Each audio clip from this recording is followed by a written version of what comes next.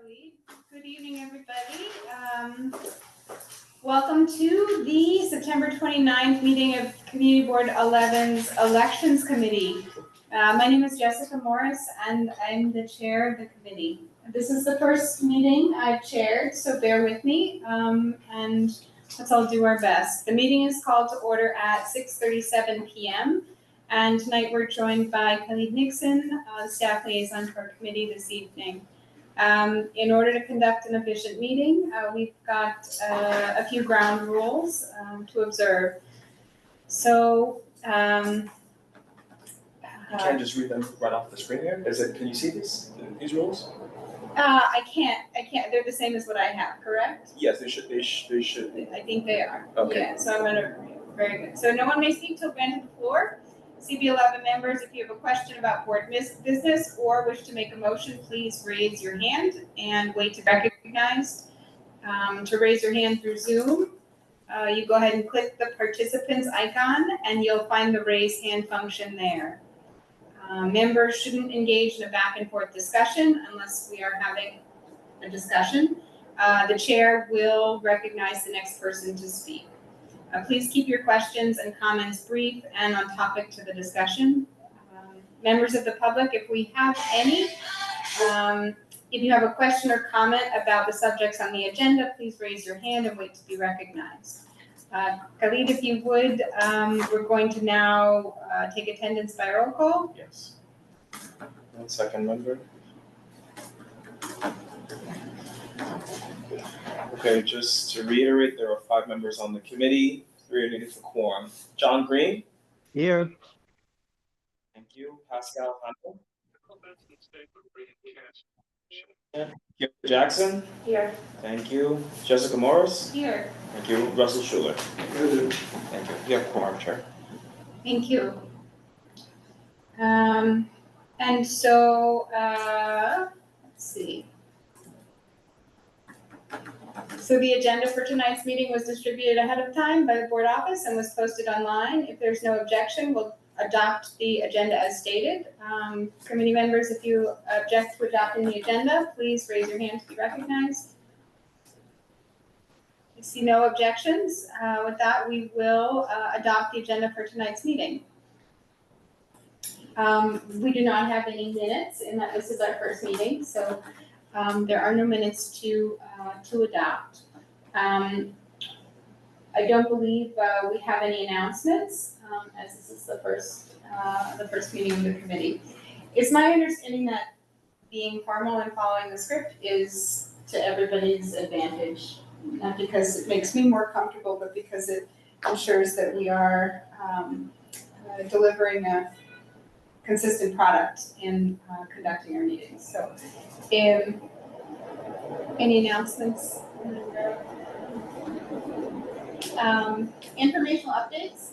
I thought because we don't have too many members and we have a clear charge with what our committee is tasked with between now and the election in November. I thought it would be a good idea to start with an overview of the process as it's written in our bylaws, just so we all have a baseline and so that there's a baseline on the public record of the process that we're going to implement. So that's by way of informational updates, elections process overview.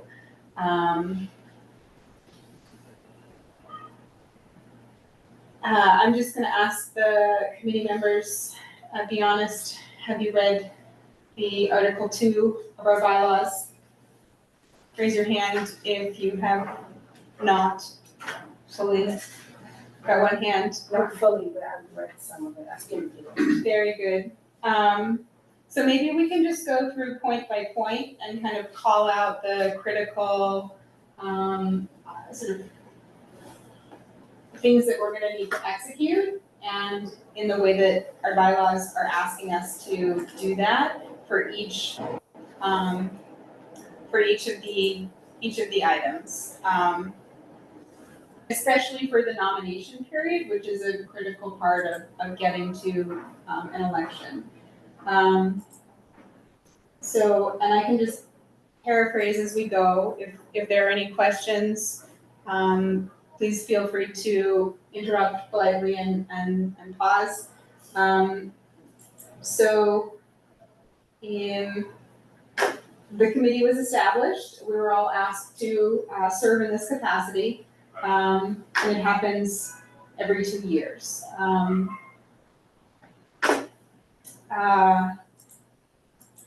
We have a chair. I've asked Russell to serve as a vice chair in the event that something happens to me, or we just need additional support for any reason.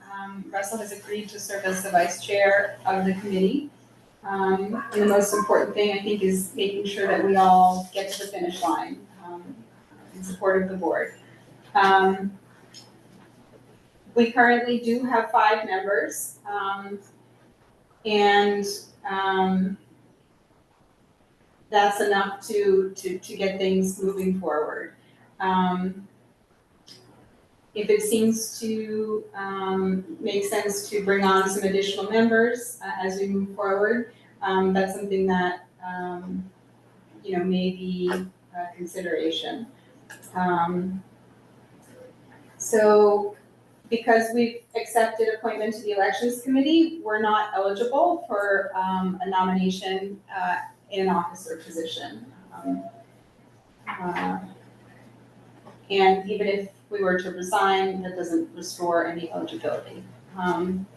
So that's Article 2, Section A. Got that covered. We're established. Section B is about the nomination period and the nomination of candidates for office. We'll go through this more, I think, when we get into the nitty-gritty of how to set dates and what we need to communicate to board members and what we need to communicate to anybody who may be nominated, who becomes then a candidate. But just to go through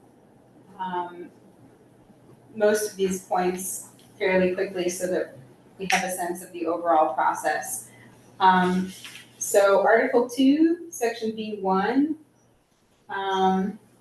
establishes the nomination period generally. And it says that it must be at least 2 weeks during which nominations, either self-nominations or nominations of another member for an officer position, can happen. And it also states that the nomination period concludes at the October board meeting. And that no nominations are accepted after the nomination period.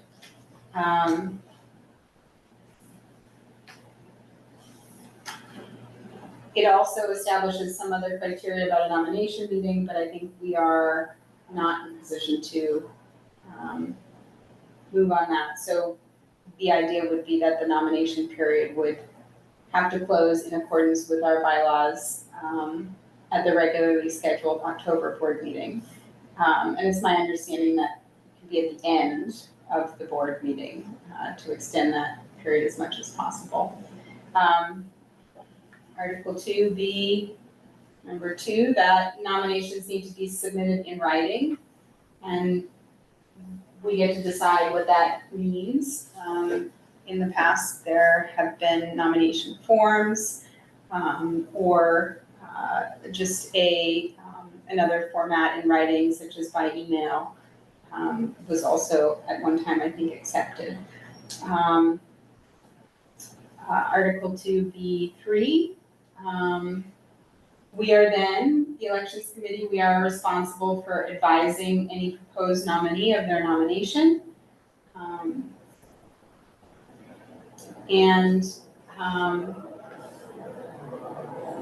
That also has to be in writing. Upon being notified, a candidate can withdraw a previously accepted nomination. for a position if they are nominated for a different position and wish to accept that nomination. But with that, a member cannot accept 2 nominations at once. So, which is what Article 2B4 says, that a candidate for an office or position may only be a candidate for one office. So a nominee would have to make that decision in process. Can you give me a hypothetical to explain that? Sure, if there was a nominee for a vice chair position, someone was nominated to be a candidate for vice chair, and they accepted that nomination. Person X, yeah, say I nominated Kyoka as a vice chair. Kyoka said, sure, I'll accept that nomination. She's standing there, ready to run for office as vice chair, and then Russell says, on his own accord, I'm gonna nominate Kyoka to run for chair. And he does that, and then Kyoka, we contact Kyoka, who has accepted the nomination for vice chair, and say, Kyoka, you've also been nominated for the position, to run for the position of chair. Do you accept that nomination? And Kyoka can say, no, I respectfully decline that nomination. I want to continue to run for vice chair. Or she can say, okay, I will, Chair. I will, Rescind the nomination for. rescind is the right word. I will rescind my acceptance of the nomination for vice chair, and I will run for chair. So she can't do both at the same time, Oh, okay. is kind of what it says. Does that clarify? Yes, thank you. Thank you for the question.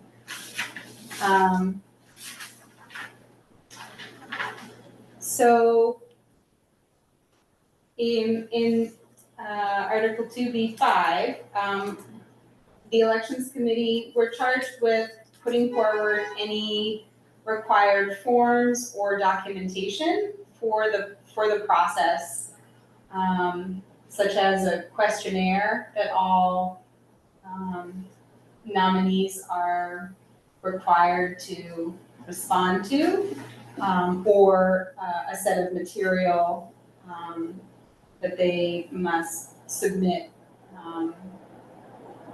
in order to be confirmed as a candidate. There are some time requirements identified relative to the expectations of those responses. And further details we as a committee get to decide.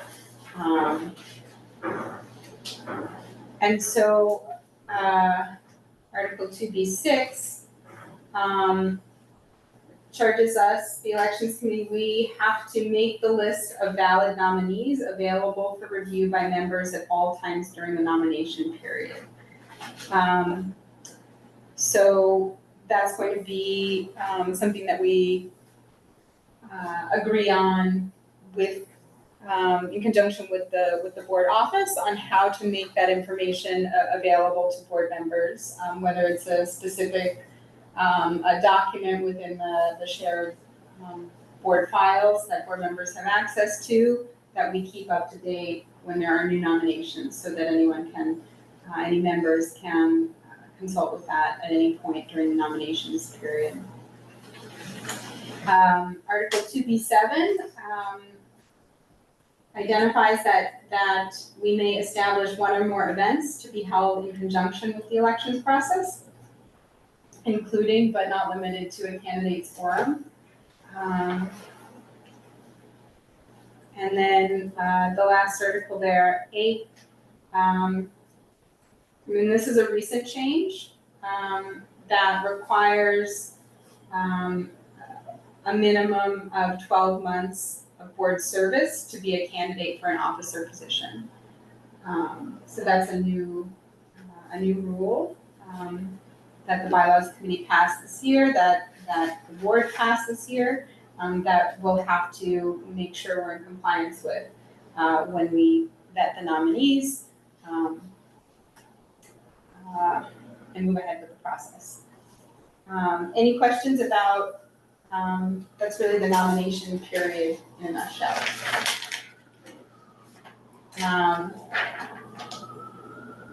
From there,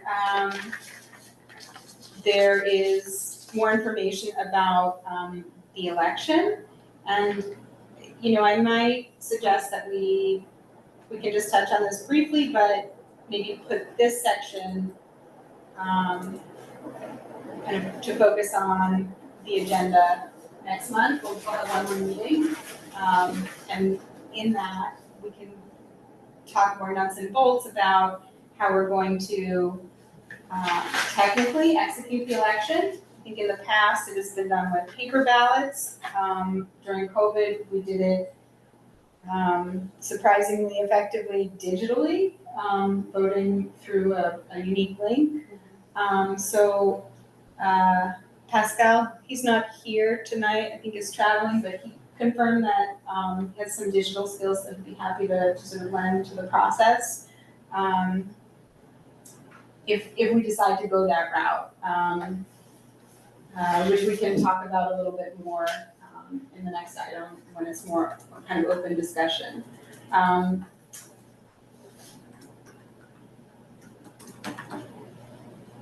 I will also, you know, just point to, we're supposed to make sure that a record of each member's vote is sort of made available to members and the public.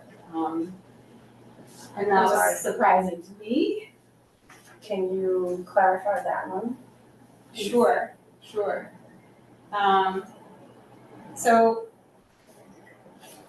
it's number Article 2, C, 2, D.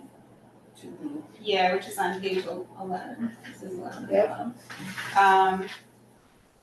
That charges the elections committee within a reasonable amount of time following the conclusion of an election meeting to disseminate to members and the public generally the results of the election meeting, including but not limited to a record of each member's vote at such election meeting. I don't know if that's been done in the past, but it's in our rules, so. It's always been done. Oh. It's always been done. Okay. Surprisingly transparent, right? And so, Okay. if I may give you a little bit of background. Open meetings law and any major things like elections or anything like that, we have to keep a record of the vote.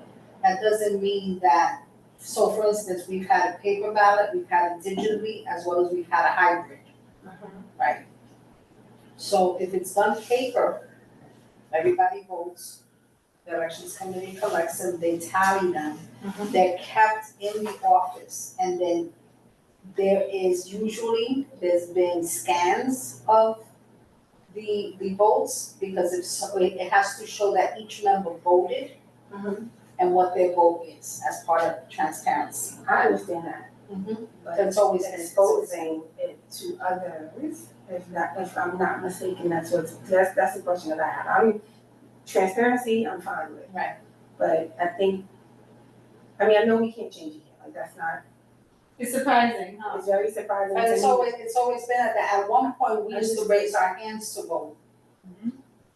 And so we had to vote in front of everyone to show. But understanding the that, culture yeah. of the community, it creates a divide, because if I vote for you, and, my friend is Nilsa, but I feel like you could do the better job, now Nilsa no longer is my friend because I voted for you, right? And it creates a divide.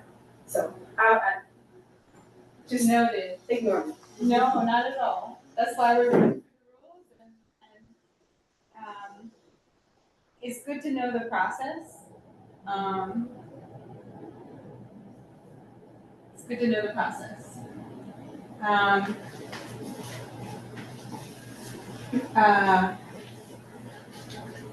Is there So- any way that somebody can be disqualified? What do you mean? Like you nominate somebody, but is there any way that somebody can be disqualified from this nomination? If they don't respond, if they don't comply with the requests of the elections committee to submit the set of material and information, if they don't, I think it wouldn't be a technical disqualification if they didn't show up during the election. It would just, people would perhaps not vote for them. I think that there's that power of the vote that it's not a technical disqualification. There are clauses about standards of behavior in the bylaws generally. There's an implicit expectation that the behavior of all nominees would, uphold that standard. It's somewhat subjective.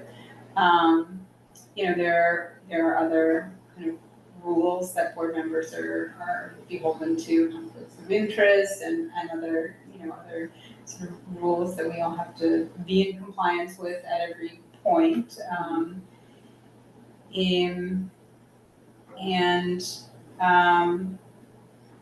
We'll talk about it a little bit more in the elections process, but in the past, clarifying what is and isn't acceptable as far as electioneering and things like that amongst board members.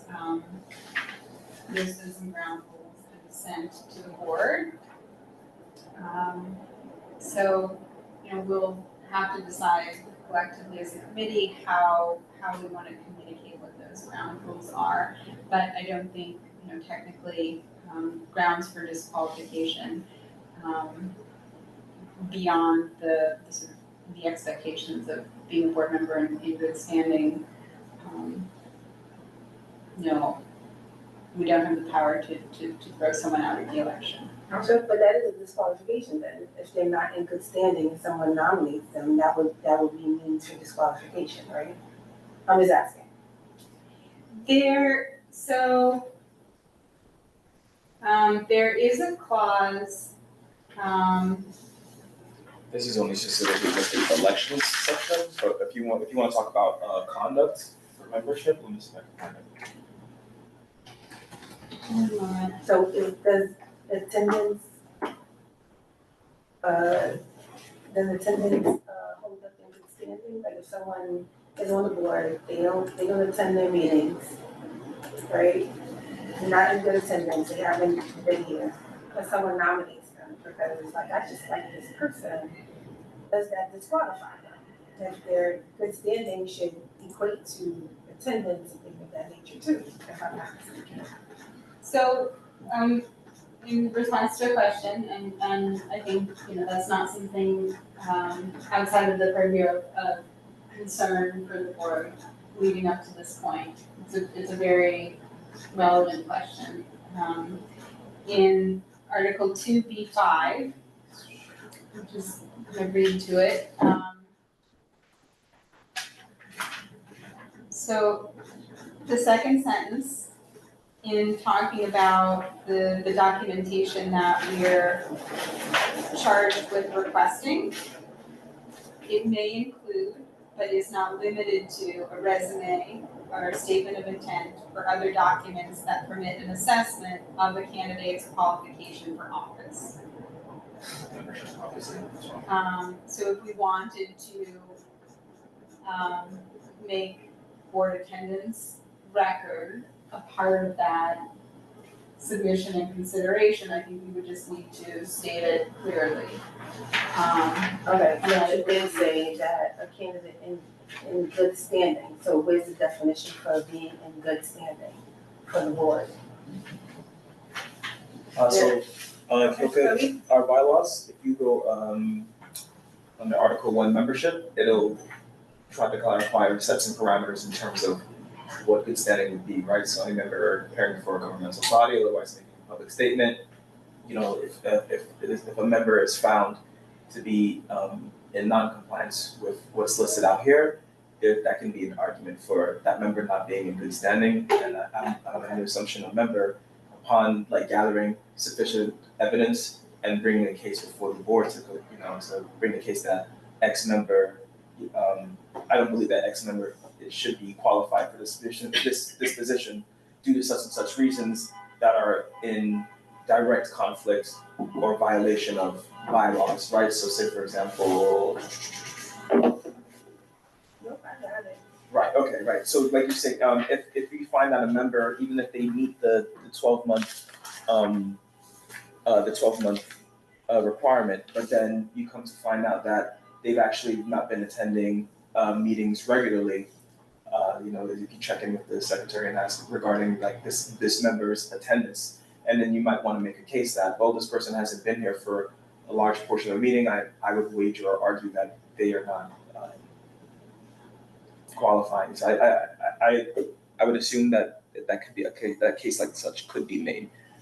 So if you do want to look in the membership portion of the bylaws, and if you believe that a member is in violation of any of this,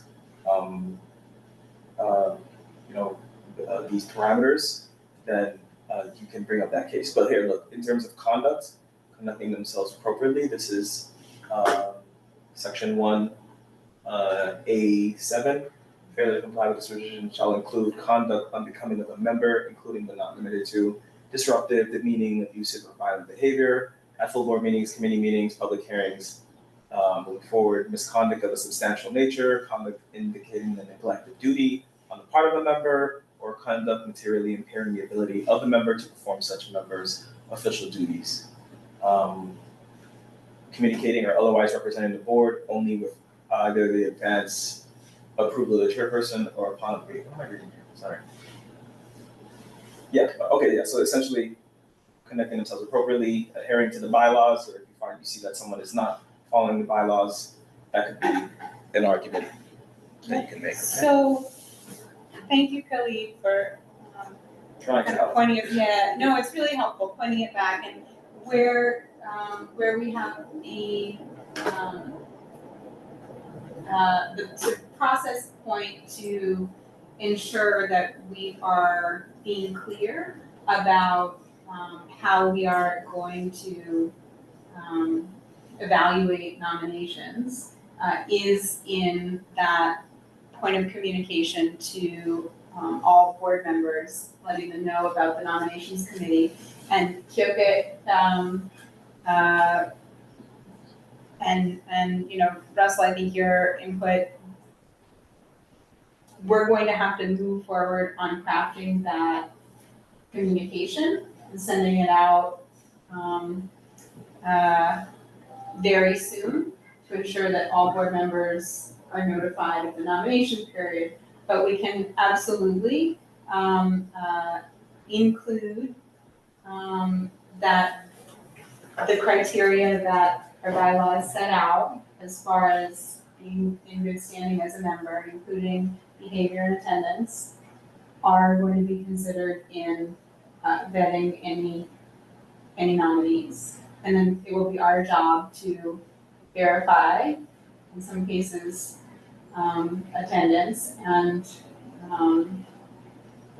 Unbecoming conduct, right? yeah. So those are our limitations, but I think we do kind of can put that forward as criteria that will be considered when nominations come in.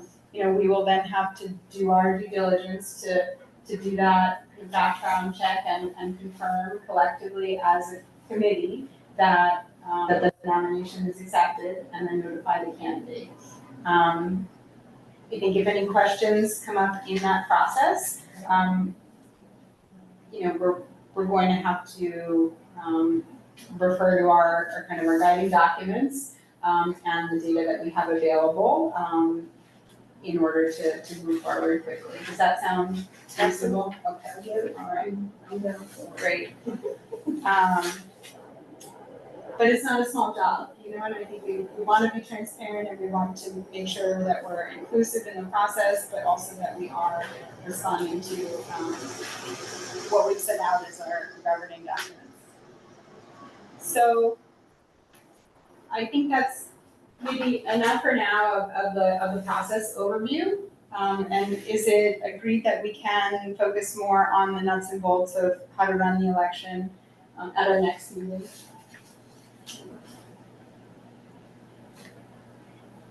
Okay. John, you can hear me okay? No problems? I hear you fine. Thank you. All right, so maybe we can move forward. And I put this under presentations and discussions, just so that it can be, more of a conversation. I thought it would be good to separate, the overall discussion into two parts. One, how we're going to operate as a committee, and make sure that we can get all of the things done, in, kind of in the time that we have to do them, including, how we're gonna work together, different roles and responsibilities, as well as, communications in that process. And then a sort of a separate, somewhat separate conversation about, the elections process itself, including the timeline for the process and some conversations about scheduling. And I think it may help to sort of start in that first kind of how we operate as a committee, roles and responsibilities, and then go a little bit into the timeline and scheduling, and then come back to the operations, if that's okay.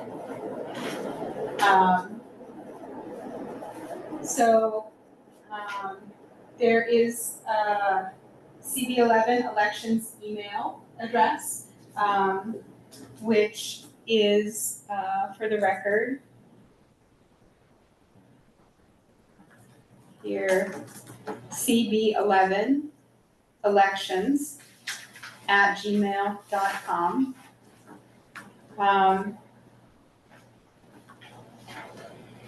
I would like for, Nilsa suggested, is there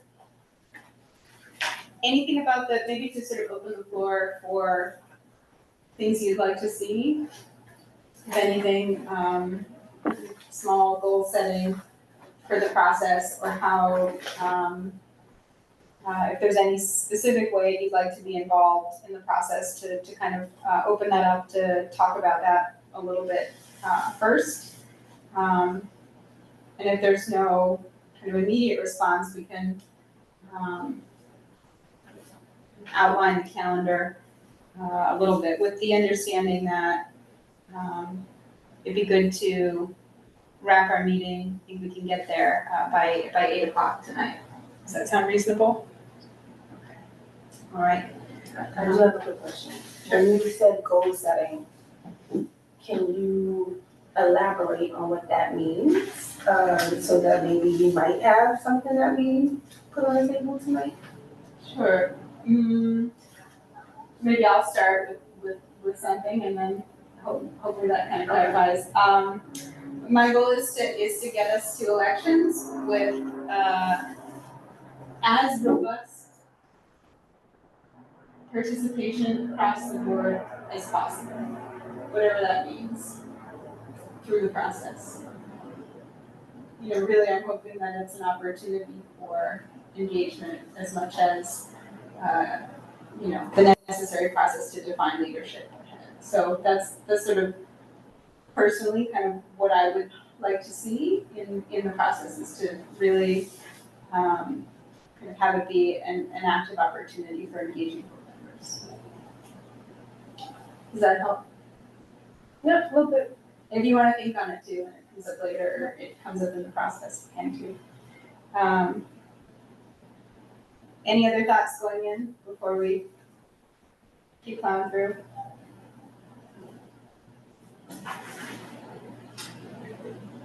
Will these potential candidates, will they be like a campaign? Will they, not like this crazy majority campaign, but, will they be putting out bios of themselves, and what are their goals in this committee? Like their tenure on the community board, what are they gonna be doing forward, what are they gonna change, what are they gonna implement? All those things are gonna be something that we can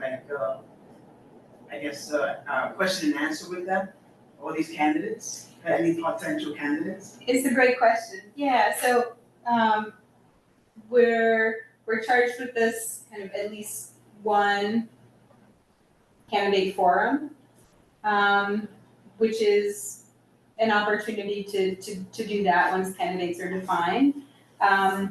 Every candidate will, and this is covered in the article we didn't go through in detail yet, but during the election, prior to voting, there's a period of time where every candidate gets to share something with the voter, whether it's 3 minutes, you get that 3 minutes to kind of present themselves as a candidate. So those are two different ways that you'll be able to hear from the ballot, essentially. And if there are 5 board members running for one position, we hear from all of them for the same period of time, right before the board casts their vote. So that's sort of the latter end of things. Prior to that, when we're vetting candidates and we get to ask them to respond to a questionnaire or something, that information is disseminated to all board members. So that's shared ahead of the election. And then the candidate forum, again, another opportunity to have that dialogue. And if there are more informal, something in my mind calling it candidate meet and greet, like where you can have more kind of informal conversation and kind of ask questions. In past years, I remember there was one election in particular where, I got a lot of phone calls. I wasn't on the elections committee at that point, but one of the candidates decided that they were going to reach out to other board members and engage them in a conversation if they were willing.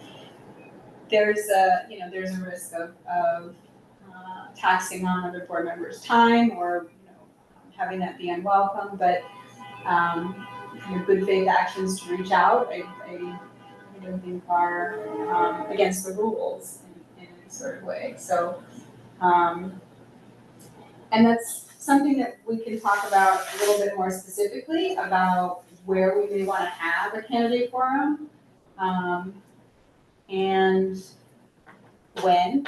It would be nice to kind of look at the calendar and pick a date or two today to start to do some outreach to those venues.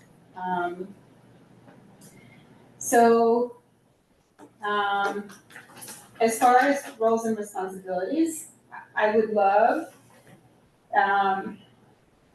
Kelly, do we have a calendar we can pull up as a screen share? You want our CB11? Yeah, the CB11 calendar if we can. So we all serve on committees, and every committee at their meeting has an announcement period at the beginning of their meeting. So if we can use that announcement period to just give a plug for the election. Kyoko, I know you're on licenses and permits coming up on Wednesday.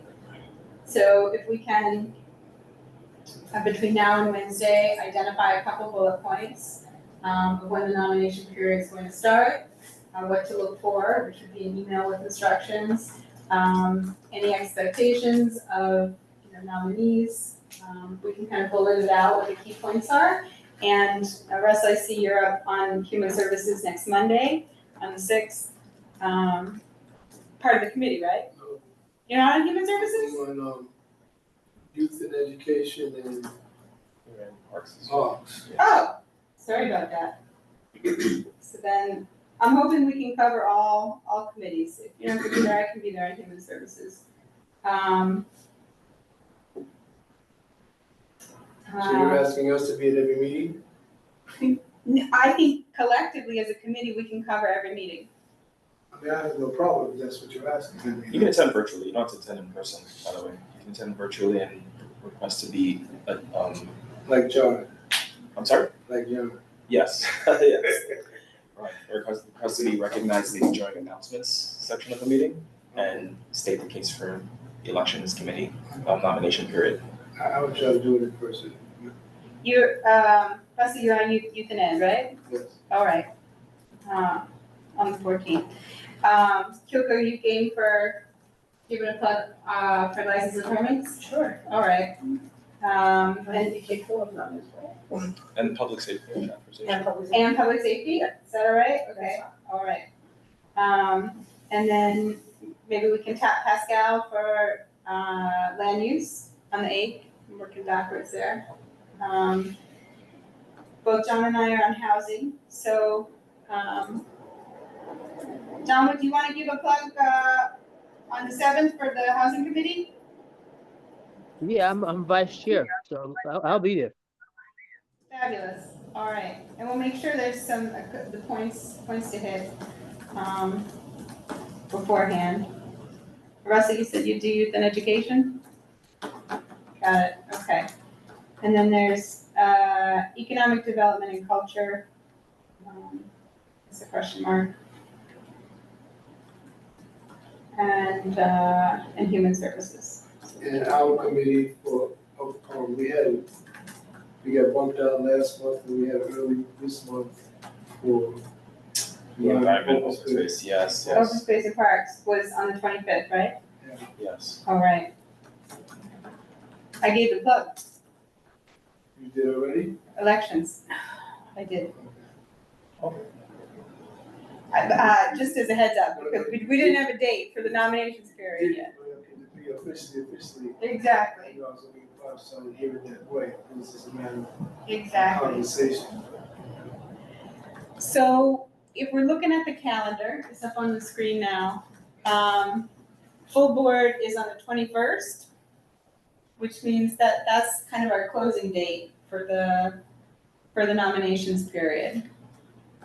So we'd have to, at the latest, have the nominations period open on the 7th. On the 7th? Yeah, that's 2 weeks before full board. I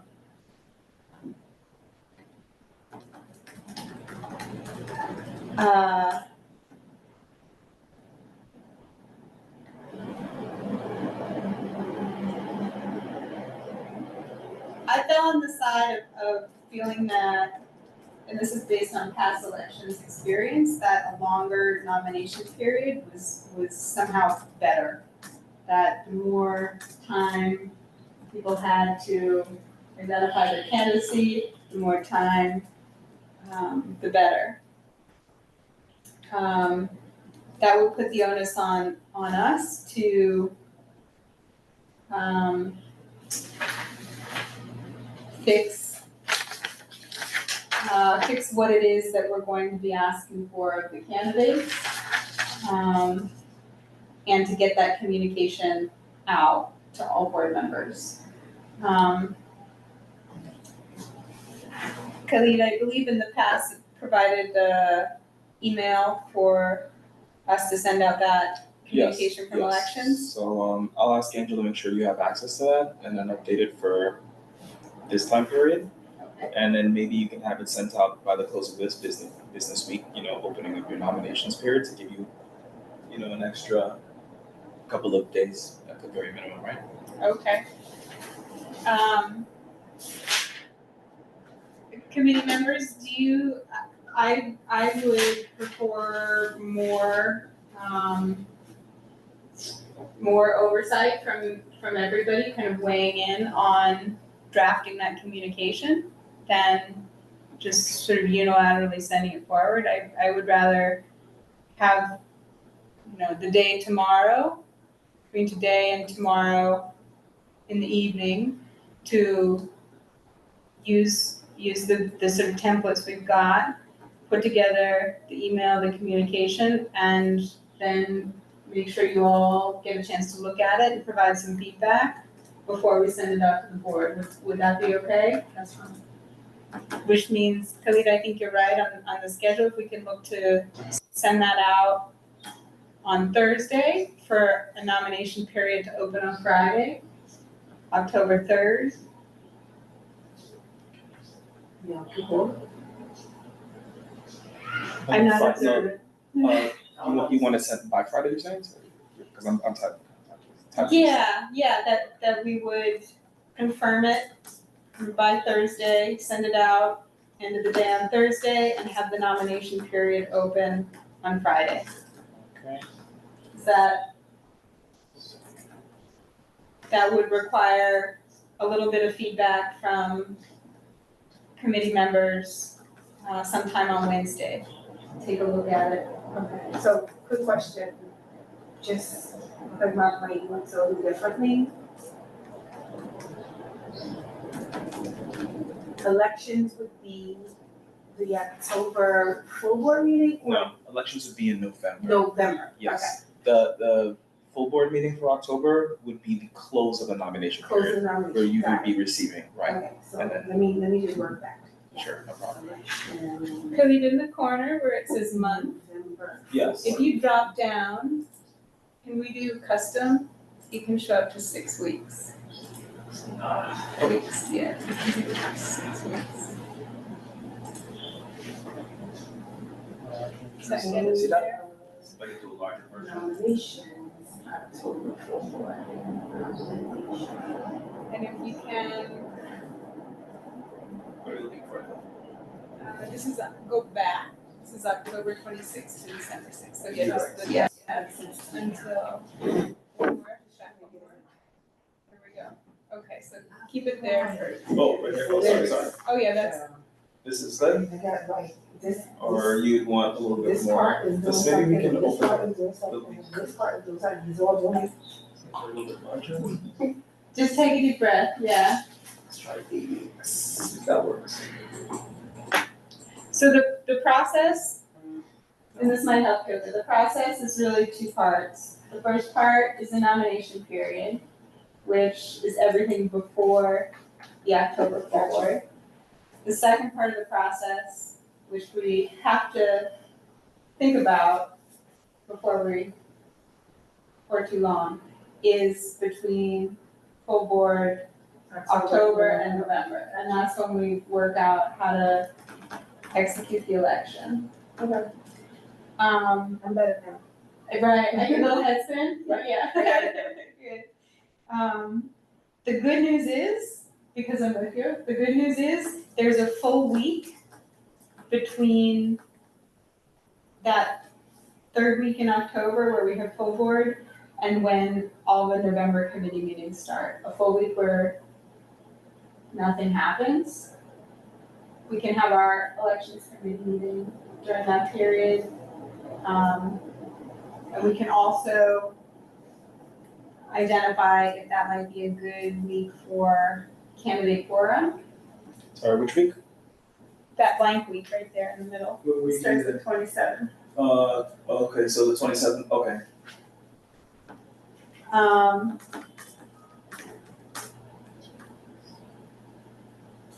So there's the question of, for a candidate forum, where do we have it? And when do we have it? I don't think we can wait until we have candidates to ask about their availability before we get a save the date on the calendar, which is risky, but with a short timeline, I think it's necessary. As far as the when, we could do it an evening during the week, kind of like we have our board meetings, sometime maybe during that week, that last week. Or we could try and do it on a Saturday afternoon or Saturday morning. I see some heads saying they're like, I'm being so,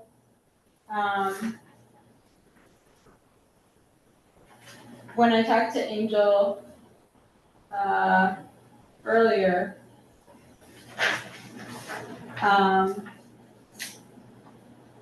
as far as where we could have this, there were a couple of places that came up. The El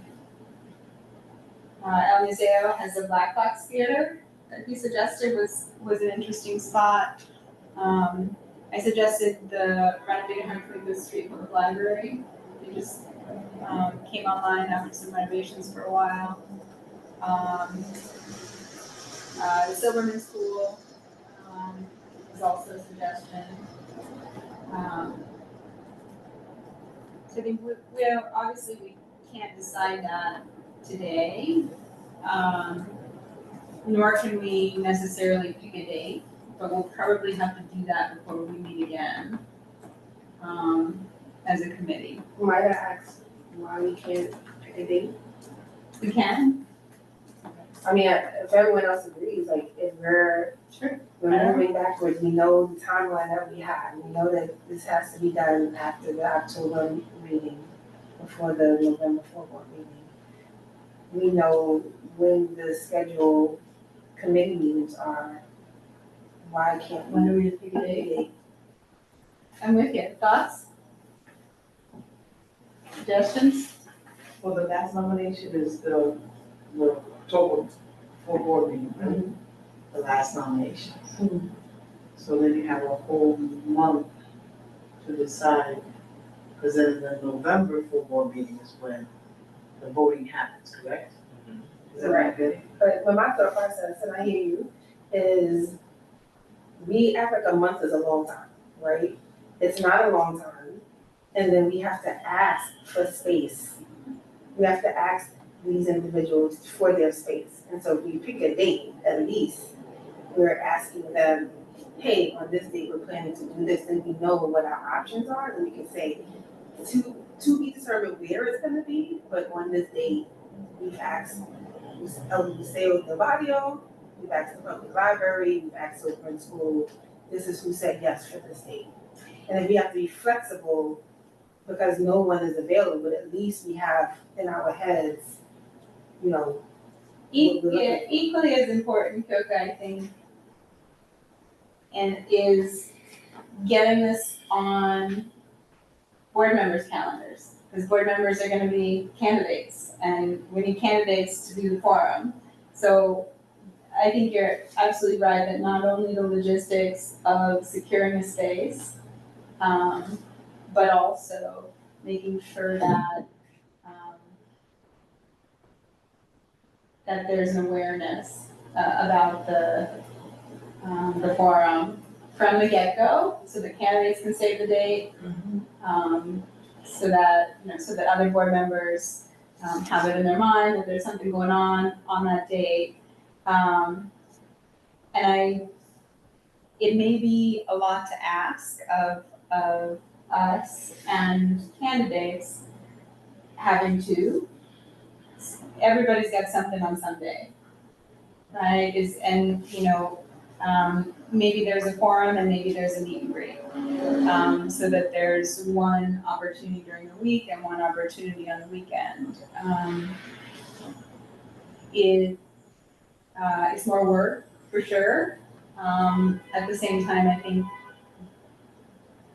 the possibility that, everybody who needs to be, who wants to be, is going to be available on one day that we just pick, here today, I think is gonna be, slim. So I would, if there were no objections. You keep saying weekends. I mean, this is a volunteer army and we're dedicating our time to the community. I know the service is here, but a lot of people do have family commitments, and you're also coming closer to the holidays. You got kids, you got Halloween, you got birthdays, then you got preparations for Thanksgiving. So a lot of the weekends are time consumed by family events. So I'm just being mindful of every time you say weekends, it's hard to get people to get on the weekdays. So now you want people to come on the weekends where they already have allotted their time for their family. So we have to be a little bit more considerate about that. If we can just squeeze it in with all the other meetings or committees at some point somewhere to get that form, that platform announced, put out there so that people can see that this is what's going on. Because this is, I mean, like I said, it's a volunteer army, so if you're gonna dedicate your time, if you're gonna be nominated for these positions, how forthcoming are you gonna be? Will you be coming to the meeting? Will you be attending these things? Because now we're looking to you as your nomination. So are you gonna be in attendance for this? So it's just my consideration, it's like, It's important to have your voice here. Appreciate your input very much. thank you. I'd like to add to that, so I would think if we have representation from the committee, I'll commit to doing that. I think as a candidate, not having an option could be not fair, because we have it at one time, and I'm not available if I'm a candidate to campaign for, to represent myself, then I'm out.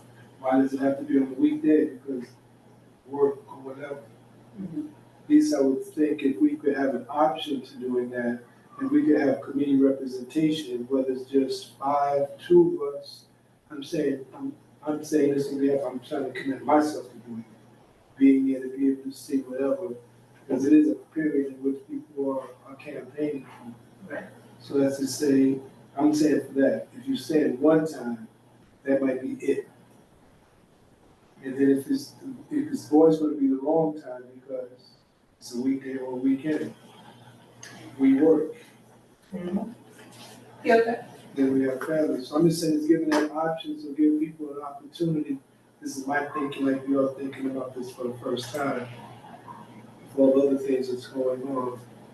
It's one of the hardest things, scheduling for a body to make it as inclusive as possible.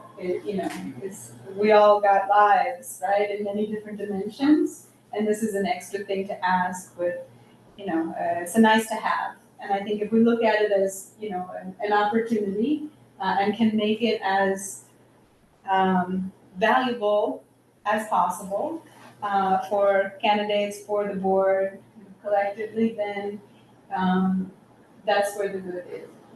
Did you want to add something? I mean, I don't disagree that we offer more than one date, right? There's the forum, there's the meet and greet. What I would disagree on is, I am in agreement with you, like, this is a hard period of time right now, right? A hard period of time for me is, we are dealing with multiple people who will be doing a lot of stuff. In our community, everybody wants to make a $1, so everybody's gonna be dealing with the mayoral election stuff. We asking people, so let me even remove all that stuff, scratch that. I will say, if we put out a schedule early enough, then people who are serious about becoming a candidate will look at the dates and say, this is the date that I have to be available. We know how to change things for things that are important for us.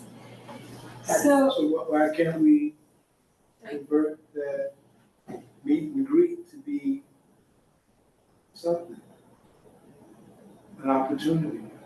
But then we're talking about 3 days, if we're talking about a weekday, weekend, following a meet and greet.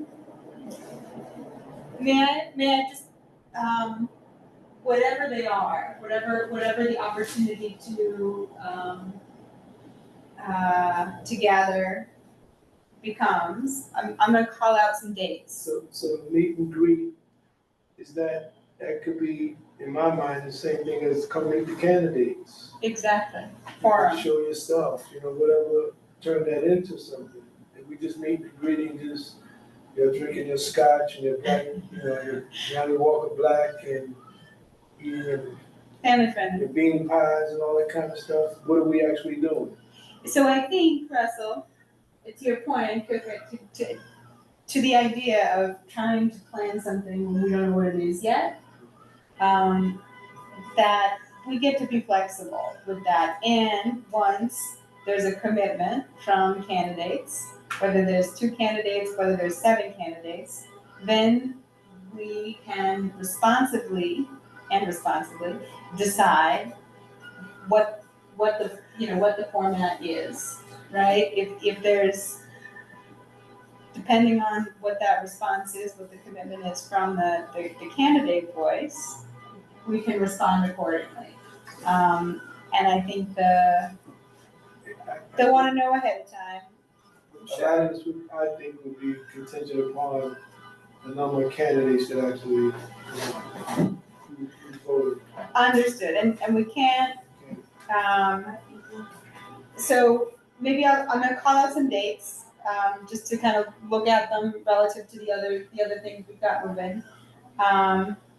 So there's Wednesday, October 22nd, which is that day immediately after full board. There's the following week, Monday, Tuesday, Wednesday, or Thursday, which is the 27th through the 30th.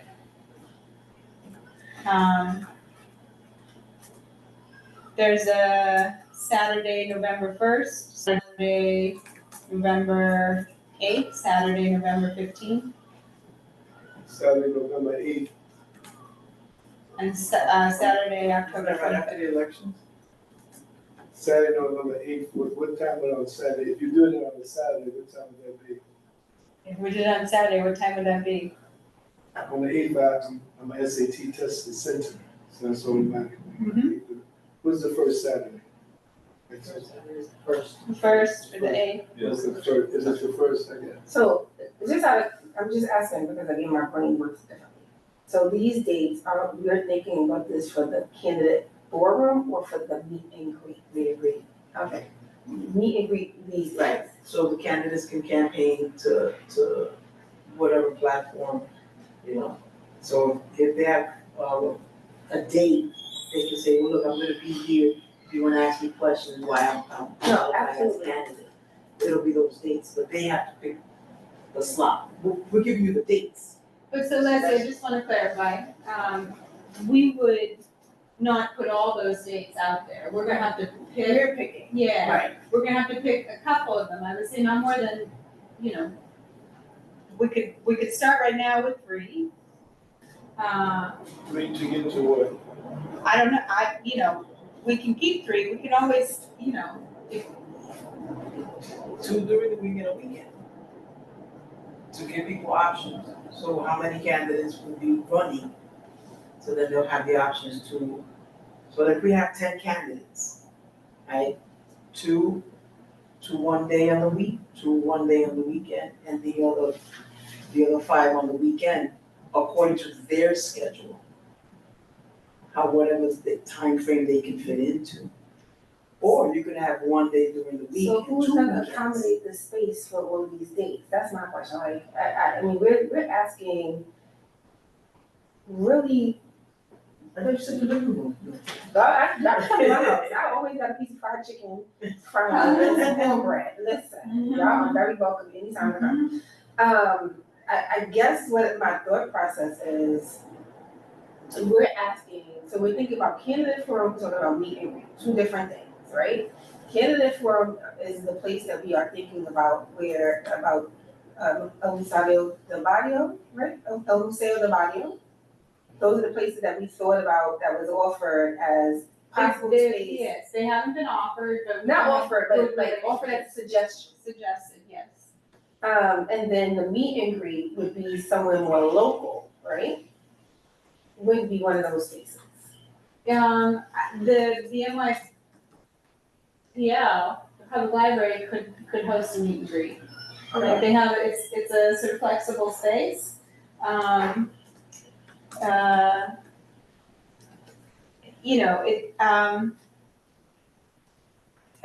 I will say, a meet and greet we were thinking, to make sure that that all areas of the district that we're not kind of locating only, sort of south of 110th Street or anything, that we want to be kind of, so, just looking at the calendar, I think Tuesdays, the Tuesday after full board, the 28th, and maybe that Wednesday, the 29th. Perhaps we can do in the next, through this week, can do some outreach to these venues and see if there's some availability on either the 28th or the 29th. to sort of see what we're asking for? Does that seem like a reasonable step in the right direction before kind of making any And that would be the 28th, October? yes. Yep. Would be the candidate forum. So I think it depends on the number of candidates that are nominated and their availability, what that will be. Understood, but according to the bylaws, that is one of the charges that we have, is to do a candidate forum. We're not charged with doing a meet and greet. No, but Optional. I think it's an undefined thing. Okay. So what is it? Whatever you would call it. Okay. Is- Okay, is- so it's either, okay, I get it. I Yeah. just want to make sure.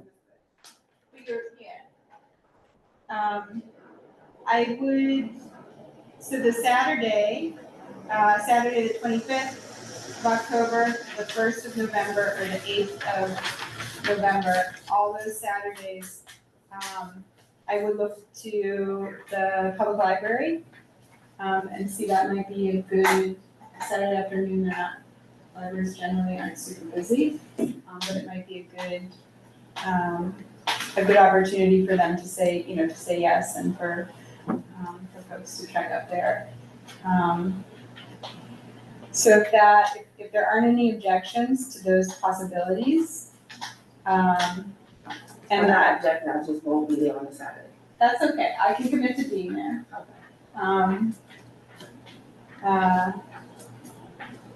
We can do our best to make sure that at least 2 of us are present, at any of the other. That, I know it seems like, why are we worrying about this now, but I think it, in past This is the elections. perfect time to worry about it. I think dates and giving people an understanding of what to look forward to actually matters, because if I know that the possibility of October 28th being somewhere that I need to report to, then I can change my schedule around to meet what's being requested of me to do. What were the Can't do Saturday, that the sorry, week before. what were the Saturday dates that you gave again? Saturday, November 8th and, October 25th, November 1st, and November 8th. Possibly also the 15th, I don't know. Kyoto, the Tuesday, is that something that is not a good date for you? I can do Tuesdays. I run program on Tuesdays, but I can have someone else in my place, like that's not a problem.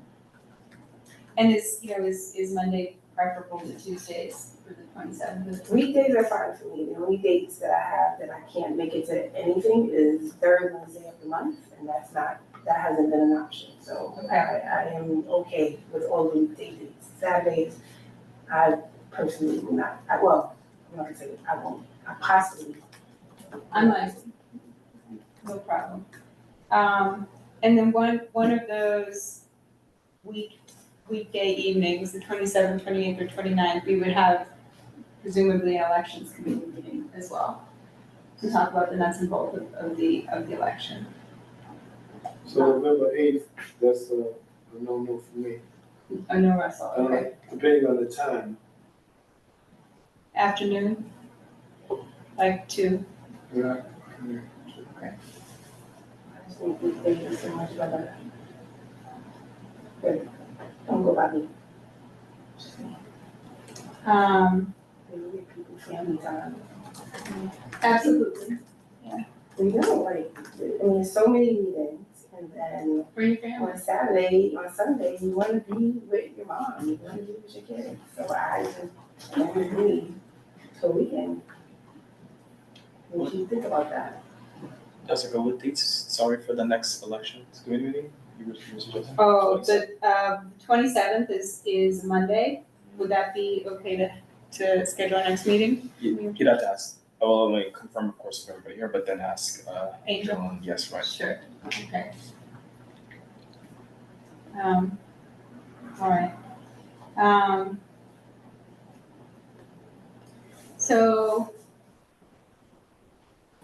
scheduling, we did it. Okay, timeline, we talked about it.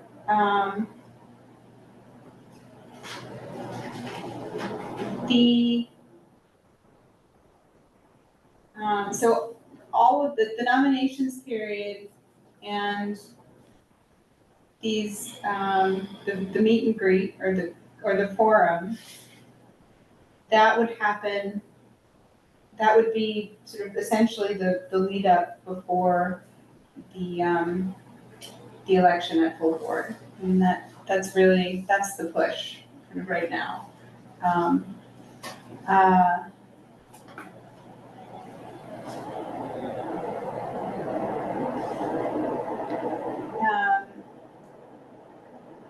I'd like to maybe just review the questionnaire that went out in 2023 that candidates responded to, so we can flag anything that we definitely want to include or otherwise. Is that all right if we've got about 10 minutes or so, but if we use the last bit of our time here to go through that? I'm not sure if I could access that. Give me one second. I'm not sure if I have that access.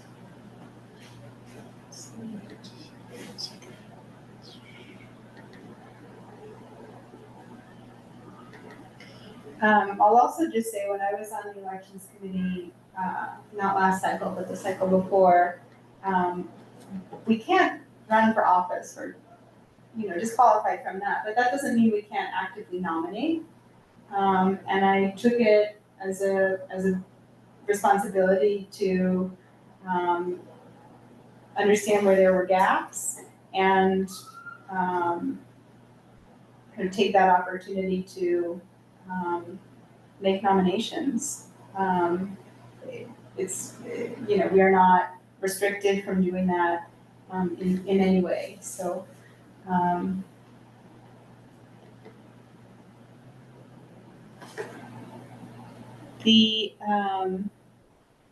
Khalid, I can share as well if I. Because I think what I have is they're like completed questionnaires. I don't want to give anybody Any answers away? from like the past. So yeah, I'm not seeing the. Wait. No. Okay. I think I just joined. Recording in progress. Give me a little bit more time. Let me see if I can find it in the other drive. 1 second. It was included in what Nilsa sent over the weekend. I don't think I received that.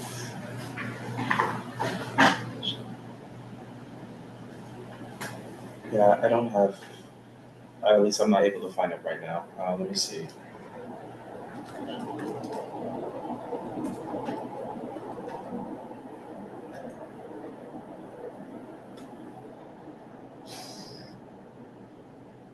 Yeah, I can only find just like completed questionnaires from where I am right now. Right. I don't want to put their information. That's okay, no problem. I have it here. Do you want to promote me to? Oh, perfect. Yep. Join as a panelist. Okay. There you go. Thank you.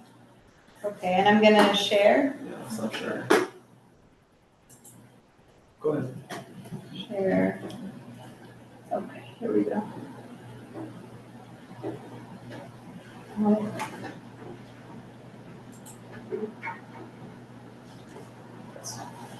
Okay, and we can see, should I try to zoom in a little bit?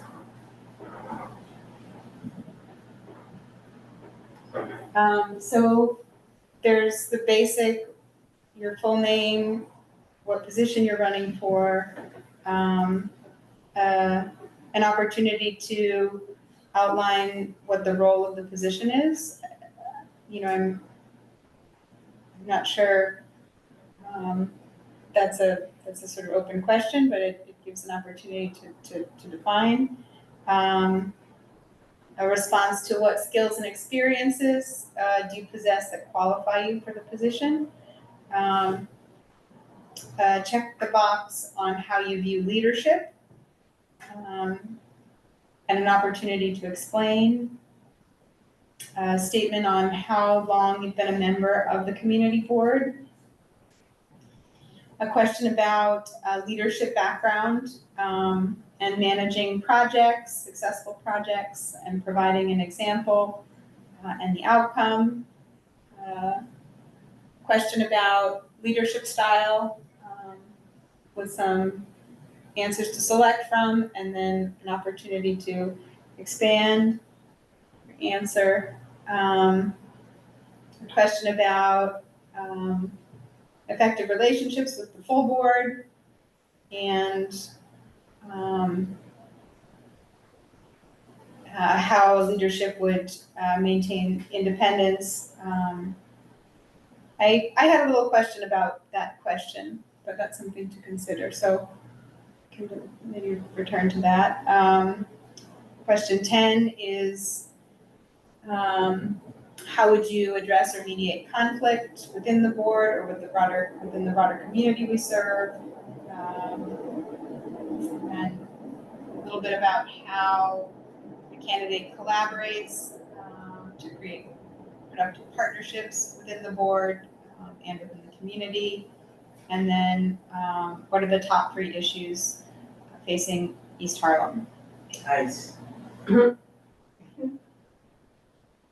So, I think it covers a good range of where, and some are more relevant than others for different positions, depending.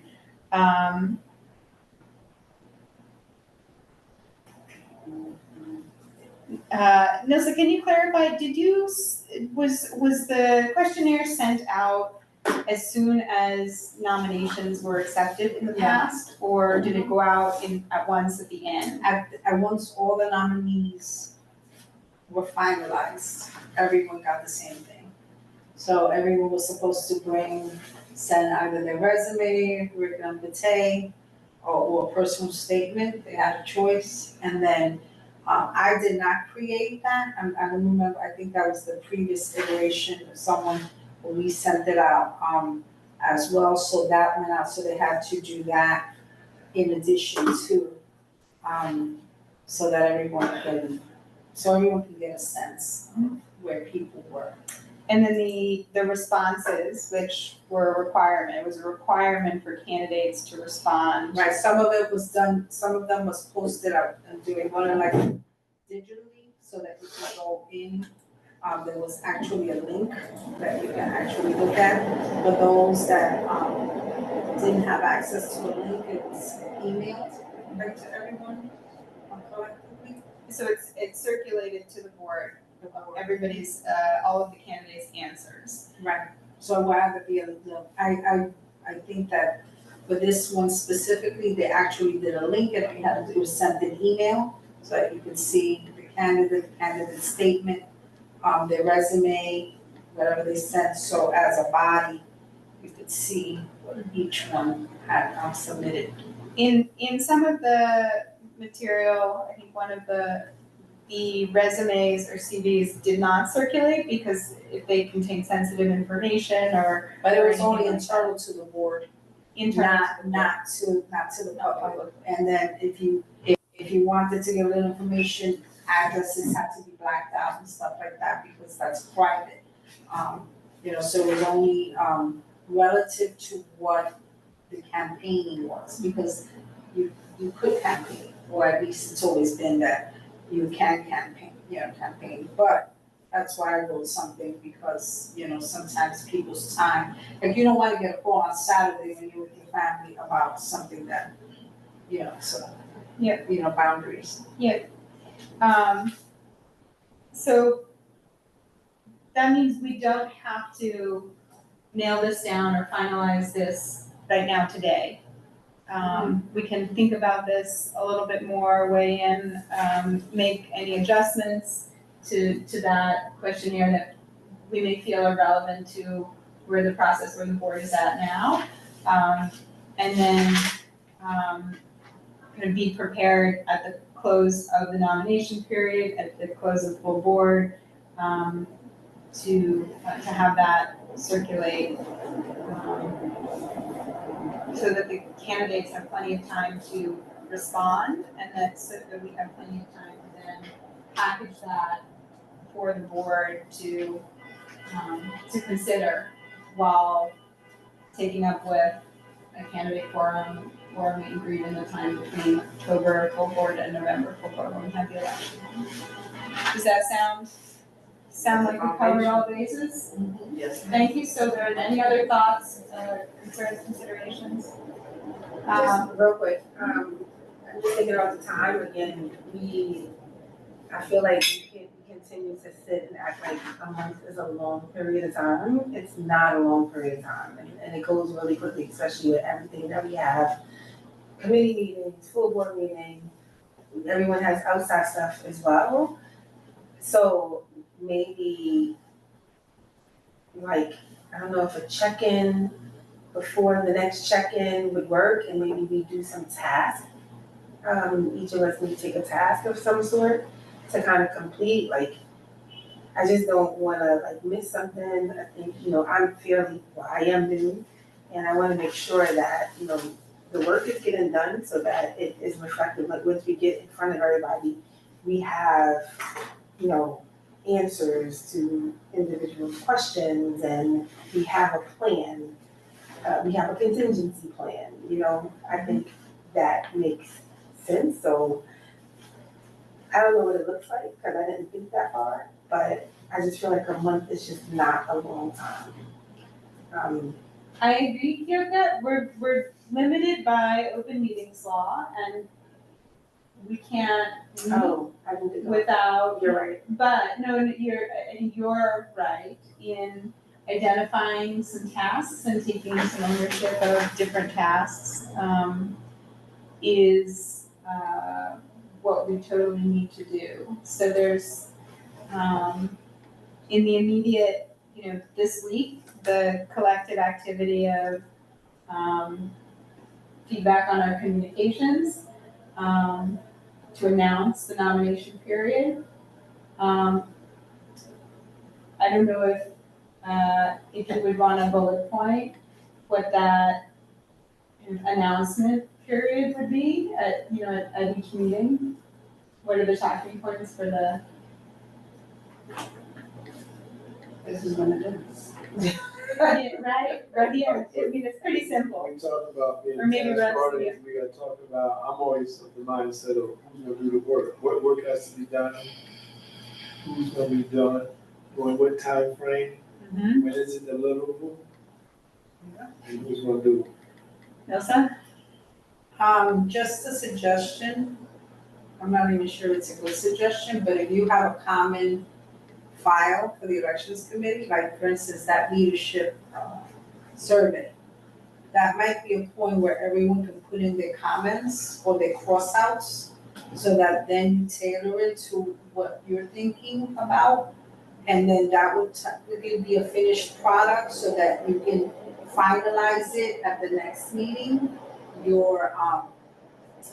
When are you gonna disseminate this, so that if everything that you have, so if you decide it's gonna be a resume, if it's gonna be a curriculum vitae and a personal statement, with that, you'll know that at the end, when everybody's been accepted, that's going out immediately with an email stating who are your candidates, right?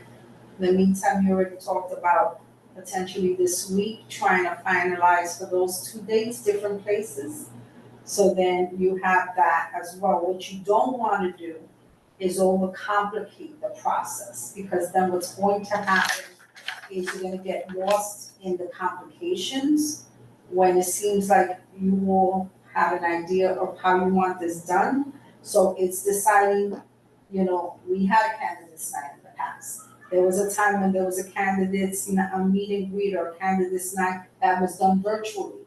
So for those who couldn't come to, let's say, a personal thing depending, that could be an option, where there's another possibility that people can then call in if you decide that, so there are a lot of different things that I can tell you about the last local election committees I did, but we sent you some stuff, right?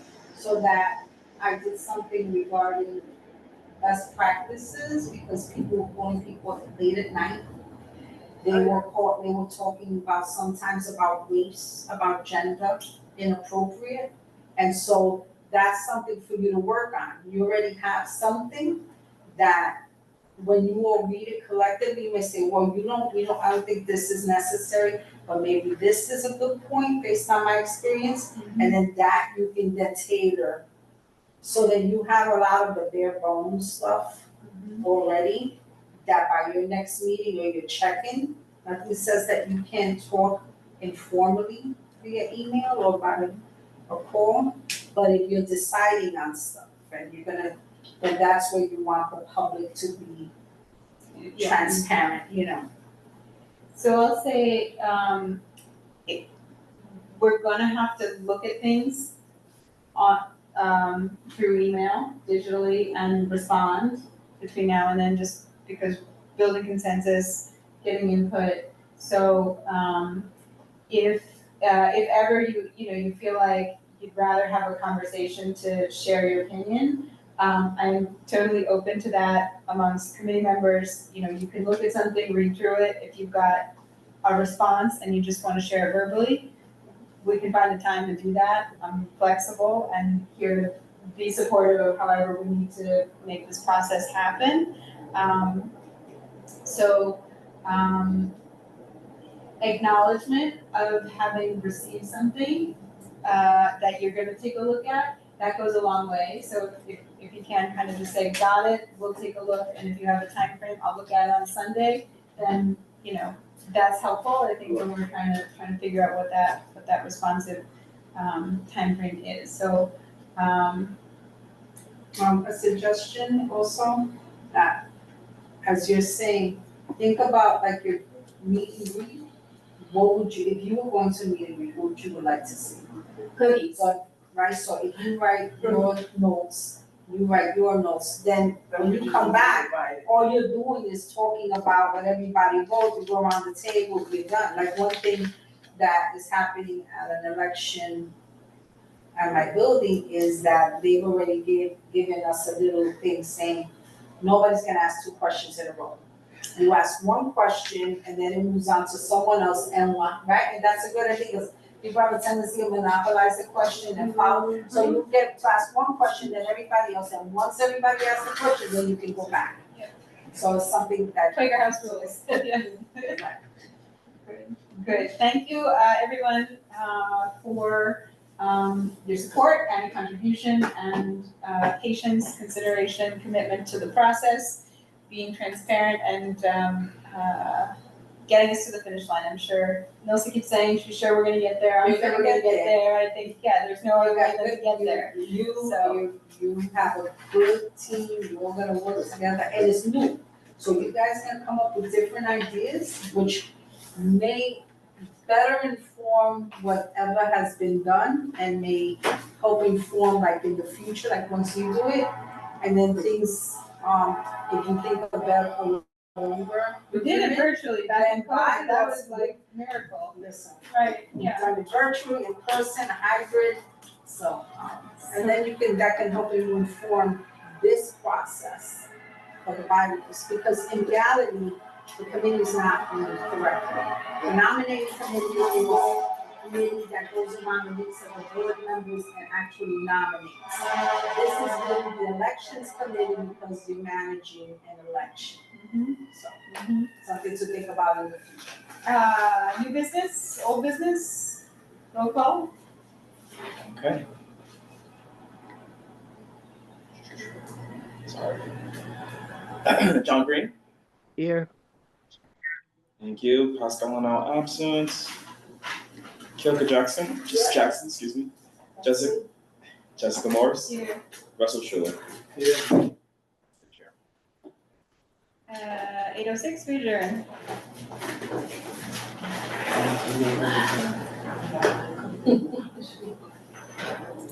You failed. Fair and square. It's not at all. Fair I'm and excited to see. Oh, this is.